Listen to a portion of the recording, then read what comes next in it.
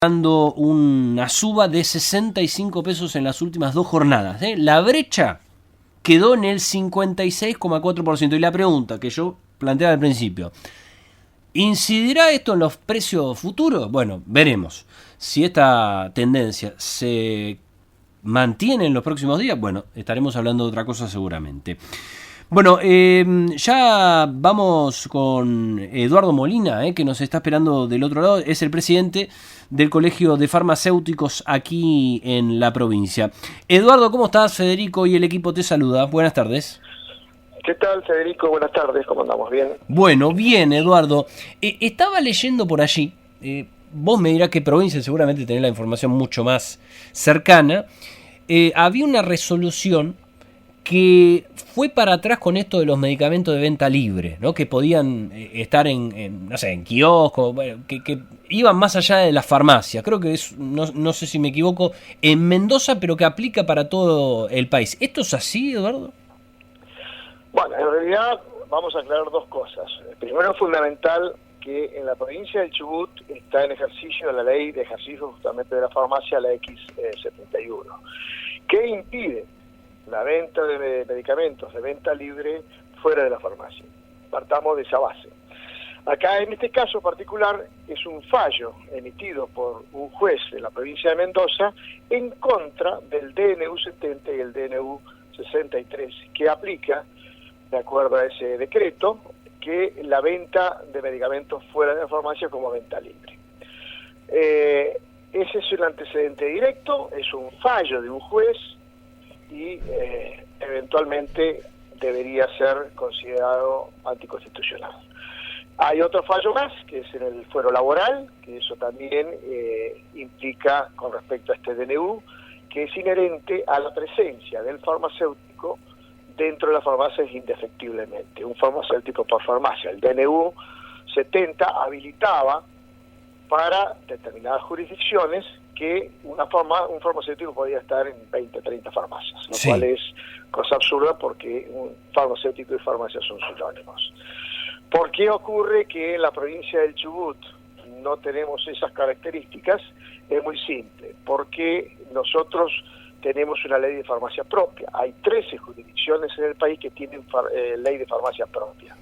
Por ende, ese DNU no se aplica.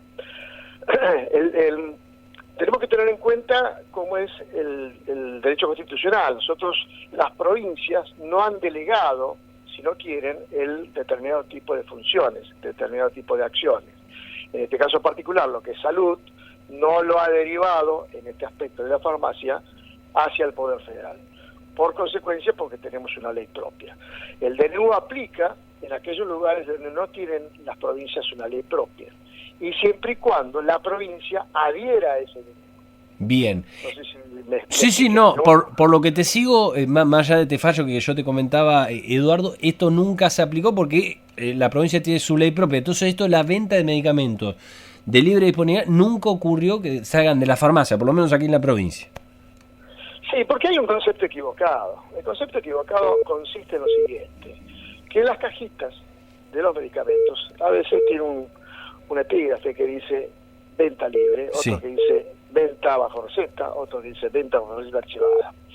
El venta libre, la ley nacional 1765, que es la ley nacional en la cual ha aplicado este DNU, dice venta libre en farmacias, no dice venta libre. Una cosa es venta libre y otra cosa es venta liberada. Acá lo que han hecho es una mala interpretación de esas palabritas, donde dice venta libre en farmacia, le han sacado lo de venta libre, lo de la parte de farmacias, y solamente dice venta libre. Y acá estaba prohibido directamente, acá la autoridad de aplicación, que es el Poder Ejecutivo, es el que tiene que actuar en consecuencia sobre aquellos lugares donde que no son farmacias, donde venden en forma clandestina medicamentos. O sea, ¿por qué tiene que ser esto? Porque hay toda una regulación con referencia al medicamento. El medicamento no es una golosina, es algo que tiene que ser un bien social, tiene que estar al alcance de la gente, pero controlado, tiene que ser un uso racional. y tiene una trazabilidad del medicamento. El medicamento, cuando uno va a una farmacia y se lleva un medicamento, le dispensa un medicamento para llevárselo y consume en su casa, ese medicamento se sabe de dónde vino. Hay una trazabilidad que va a la droguería, al laboratorio, hay una partida, hay un número. O sea, nosotros sabemos cuál es. ¿Y por qué? Porque el farmacéutico y la farmacia son los encargados de almacenar y de controlar esa venta que tiene que ser racional. O sea, acá el problema radica de fondo, en definitiva, es el paradigma de lo que es el medicamento. ¿Qué es el medicamento? ¿Es un bien social o es un bien de consumo? Históricamente en la Argentina ha sido una cuestión sanitaria el medicamento. Sí. Con este DNU se pretende cambiar ese paradigma, que pase a ser un bien de consumo. Y no puede ser un bien de consumo un medicamento, porque un medicamento son drogas legales, en los cuales uno tiene que tener una conciencia de cómo se toma y la forma racional, y tiene que haber una prescripción o por lo menos el consejo farmacéutico. Sí. Ahora, por esa misma causa es el problema de la venta de medicamentos fuera de las farmacias, que pueden llevar a ser de contrabando, falsificados, claro, robados. Hay toda una serie de condimentos que impiden que tenga que ser así. Ahora, déjame preguntarte también, Eduardo, tema que hemos charlado en alguna otra ocasión, ¿cómo están con el tema de obras sociales, ¿no? Sobre todo las farmacias y el financiamiento, ¿no? Porque siempre nos decían ustedes, bueno, hay muchos medicamentos que ofrecen con cobertura al 50, al 90 o al 100%. El tema es en cuánto te paga después la obra social ese financiamiento, si es en 90 días, bueno, cuáles son los tiempos. Digo, ¿está habiendo problemas en esta situación? ¿Se está recibiendo a todas las obras sociales? ¿Algunas se dieron de baja a partir de estas demoras? ¿Cómo está el tema ese? Bueno, vamos a primero diferenciar lo que son las obras sociales de las prepagas. Sí. Las obras sociales principales que nosotros tenemos en la provincia es las obras sociales estatales, PAMI y CEO. Sí.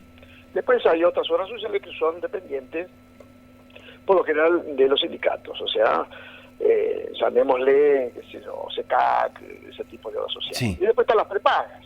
Las prepagas son las de origen privado, que son empresas, ODE, Suizmédica y Galeno, ¿no? Esas son las prepagas. Normalmente los contratos, lo que usted dice es cierto, el financiamiento es muy grande con respecto, es el único sistema que nosotros tenemos de entrega de medicación con el financiamiento de las farmacias. En el caso particular del PAMI, hay un hecho relevante que es que se ha tenido en cuenta, obviamente, lo que gana un jubilado, cuánto recibe, cuánto percibe. Entonces el Estado, presumimos nosotros, esto no es una aseveración mía solamente, sino que se presume que el Estado lo que ha hecho es tratar de darle al jubilado lo principal, pues es un grupo etario que es muy sensible. En consecuencia, el medicamento lo tiene que tener porque es el gran consumidor de medicamentos. Pasada cierta edad, los medicamentos son la parte principal dentro del consumo que tiene un jubilado. Y el Estado lo que ha hecho es solucionar ese aspecto entregando la medicación prácticamente al 100%. O sea, el paciente llega a la farmacia, se le baja la receta, una receta electrónica por lo general, y se le entrega la medicación. El paciente se va sin siquiera saber el costo de ese medicamento. Ahora bien, ¿de dónde sale el financiamiento? El financiamiento en gran parte lo pone la farmacia, y después la obra social principal, que es PAN, es el que abona esa diferencia, ya sea por notas de crédito. A veces la gente piensa que si hay dinero de por medio, no, son notas de crédito sobre determinadas compras, sobre droguería, y parte de dinero. O sea, esa es la forma que el sistema comercial con respecto al PAMI funciona. Con respecto a la obra social provincial, nosotros venimos reclamando hace bastante tiempo con las administraciones anteriores con respecto a que el contrato es un contrato para nosotros hasta dañino, entre ciertas, pues, ha sido un periodo hoy inflacionario donde nosotros hemos tenido bastante problema en el pago. ¿Por qué? Porque hay un mes de entrega de lo que es la entrega del medicamento a 60 días del cobro, que no se están cumpliendo los 60 días, ya rato de esto. Habíamos achicado los días, inclusive hasta el inicio de lo que es el contrato, mes de 10, mes de entrega y 60 días, y que son realmente 75 días promedio, cuando nosotros los medicamentos los pagamos entre los 15 y 21 días. O sea, hay un grado de financiamiento del capital por parte de las farmacias que viene ya hace mucho tiempo. Así que en la época de gran inflación, como ha ocurrido ese golpe inflacionario que hubo en diciembre, donde el medicamento subió el 150%, las farmacias perdieron. Perdieron capital y han perdido a poder adquisitivo y demás. Ahora, eso replica en problemas con, digo, hay algunas farmacias que no están atendiendo con ceros a raíz de este inconveniente. Eduardo, digo, ¿cómo se y te pregunto lo mismo con las prepagas, como vos decías también?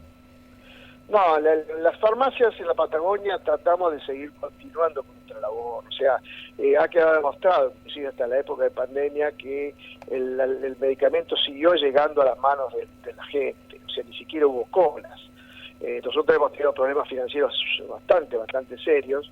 Sin embargo, seguimos atendiendo a la gente y seguimos atendiendo inclusive hasta con tarjetas de crédito y demás. Las rentabilidades son extremadamente bajas, pero la profesión nos ha llevado a eso y es lo que corresponde.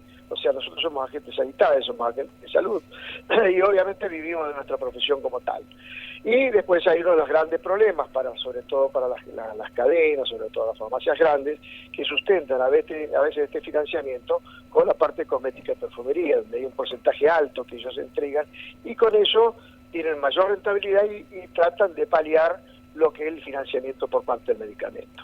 ¿Cuál ha sido el problema en los últimos meses? Que el consumo de todo ese tipo de cosas ha menguado y muchísimo. Claro. Entonces empieza a haber problemas financieros y bueno, eso es lo que estamos nosotros en discusión, más discusión, sino en comunicación con el resto de las farmacias de toda la provincia y bueno, trataremos de ir poniendo esa inquisición hacia lo que es las obras sociales, a ver qué es lo que podemos llegar a la área. Te hago la última, que estamos un poquito pasaditos, Eduardo.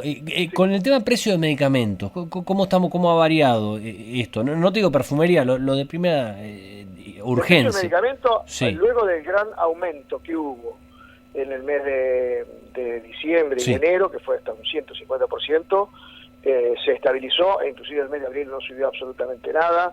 Y este último mes creo que subió el 3% más o menos, cuando la inflación está arriba del 4%. Así que más o menos se ha estabilizado, no ha habido más aumentos.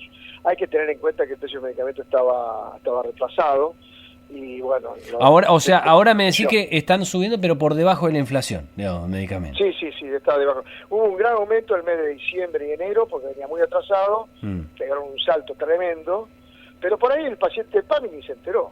Claro, no, por la cobertura, claro, sí, lógico. Exactamente. Bien, Eduardo, muchísimas gracias como siempre por la charla y por la oportunidad. No, gracias a ustedes por el llamado, muy amable. Chao, buenas tardes. Buenas tardes, ahí pasaba Eduardo Molina, presidente del Colegio de Farmacéuticos aquí en la provincia.